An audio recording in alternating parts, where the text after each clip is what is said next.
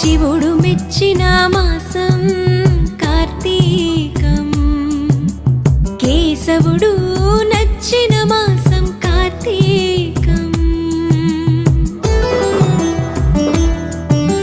శివుడు మెచ్చిన మాసం కార్తీకం, కేశవుడు నచ్చిన మాసం కార్తీకం. హరిహర ఏకోన్ముఖ మాసం కార్తీకం, ప్రకృతి పరవశించిన మాసం కార్తీకం. శివుడు మెచ్చిన మాసం కార్తీకం, కేశవుడు